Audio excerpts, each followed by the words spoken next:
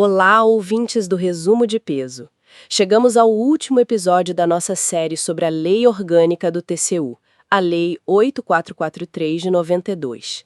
Hoje, o papo é sobre as disposições finais e transitórias. São aquelas regras que, fecham o pacote, sabe? Amarram como o tribunal funciona, a transparência, a relação com o Congresso e até com outros tribunais de contas. Fiquem com a gente para entender como a lei finaliza essa estrutura toda. Essencialmente, é ver como o próprio controle é controlado e organizado, né? Exatamente. É a amarração final do sistema. Então, depois de passar por competências, processos, como é que a lei garante que o próprio TCU funcione direitinho, com integridade e eficiência? O artigo 90 parece que já começa com isso, né? Uma via de mão dupla. E isso mesmo. O artigo 90 é bem claro. O TCU fiscaliza sim, mas ele também é fiscalizado pelo Congresso Nacional. Essa prestação de contas, o tal do accountability, é crucial. O tribunal tem que mandar relatórios periódicos para o Congresso. E tem um detalhe importante no parágrafo 2º, a análise de custos e desempenho do próprio TCU. Ou seja, o controle precisa ser eficiente também, não pode custar mais caro que o benefício, né? Faz todo sentido. É o controle do controle. E essa preocupação com a integridade, ela aparece em outros pontos. Tipo, quem pode atuar nos processos. Sim, aparece. E de forma bem direta. Olha só o artigo 94. Ele proíbe ministros auditores, membros do MP junto ao TCU, de atuarem em processos que envolvam interesse próprio ou de parentes próximos, até segundo grau. Ah, para evitar conflito de interesse, claro. Exatamente. É o mecanismo básico de moralidade administrativa. E tem o artigo 91 também, que tem um impacto grande fora do TCU. Qual seria? Obriga o tribunal a mandar para o Ministério Público Eleitoral a lista de quem teve contas julgadas irregulares nos últimos, 5 anos antes das eleições. E isso o afeta a ineligibilidade, né? Importante. E sobre eficiência, que você mencionou, lembro de ter lido algo sobre arquivar processos. Como é isso? Ah, sim. É o artigo 93. Ele é bem pragmático. Permite que o TCU arquive processos se o custo para cobrar dívida for maior do que o valor que se espera recuperar. Mas a dívida some? Não some. Isso é importante. O débito continua existindo, registrado. O que se arquiva é o processo de cobrança ativa naquele momento. É para focar os recursos, o esforço, onde o retorno para o cofre público pode ser maior, entende? Evitar gastar, R$100 para recuperar 50. Entendi. É uma questão de racionalidade no gasto público até na hora de cobrar. Bem interessante. E para garantir que tudo isso seja visível, que as pessoas saibam o que o TCU está fazendo. Aí entra transparência, outro pilar fundamental. Tem vários artigos sobre isso. Do 96 ao 98, cuidam da publicação das atas, das decisões, no boletim do TCU. Tudo tem que ser público. O artigo 107 também é chave. A distribuição dos processos para os relatores tem que ser por sorteio, público e alternado entre os ministros, para garantir imparcialidade. E o 108, que define as sessões do tribunal como públicas. Qualquer pessoa pode, em princípio, assistir. Claro, existem exceções para casos sigilosos, mas a regra geral é a publicidade. Isso fortalece o controle social. E além de cuidar do próprio funcionamento, a lei também olha para a prevenção, né? Aquela história da declaração de bens. Isso, o artigo 104. É uma ferramenta poderosa. Exige que autoridades, gestores públicos, apresentem suas declarações de bens e rendas ao TCU, se ele pedir. E se houver suspeita de enriquecimento ilícito, a coisa fica séria.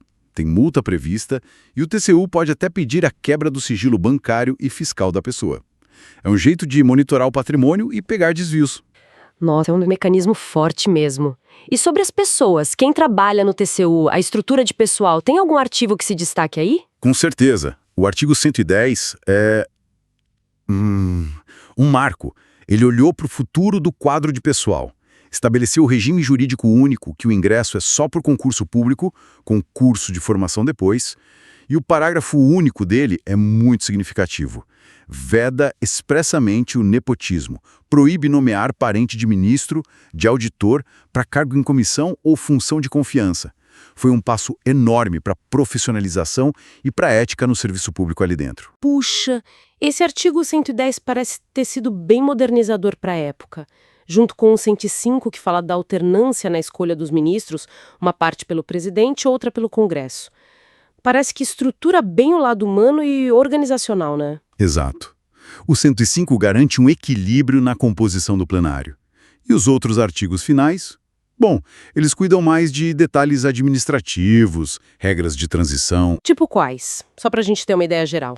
Tem o prazo para posse de quem é nomeado, artigo 95, como se altera o regimento interno que precisa de maioria absoluta, artigo 99, tem a cooperação com outros tribunais de contas estaduais, municipais, artigo 100, tem também a possibilidade de requisitar serviços técnicos de outros órgãos federais, artigo 101, a publicação anual da população dos municípios que afeta repasses, artigo 102, o apoio à comissão do Congresso que cuida da dívida externa, artigo 103, e, claro, as regras de transição mesmo para quem já estava se aposentando, como adaptar processos antigos, extinguir cargos que não faziam mais sentido, artigos 106, 109, 111 a 113.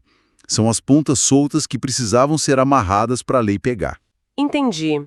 Então, fazendo um resumo rápido, essas disposições finais e transitórias, elas não são só burocracia. Elas fecham o ciclo garantindo que o TCU preste contas, seja eficiente, íntegro, transparente e que tenha uma estrutura de pessoal moderna e ética. Perfeito. Elas consolidam toda a arquitetura da lei que a gente discutiu nesses episódios todos. Buscam aquele equilíbrio, né?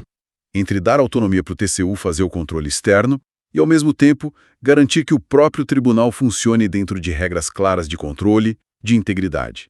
Solidificam a imagem de um órgão técnico e eficiente. Isso tudo me faz pensar, sabe? Considerando como a administração pública evolui, né? Hoje a gente tem inteligência artificial, big data, desafios que nem existiam em 92.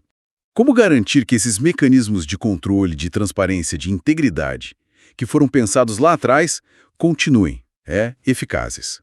Que eles se adaptem aos novos tempos sem precisar de uma lei nova a cada 5 anos. É uma reflexão importante, eu acho. Como manter a essência da lei viva e funcionando diante de tanta mudança? Fica aí a pergunta. Ótima reflexão para a gente fechar e, assim, com essa pergunta no ar.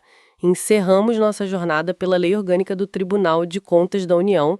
Foram 16 episódios, né?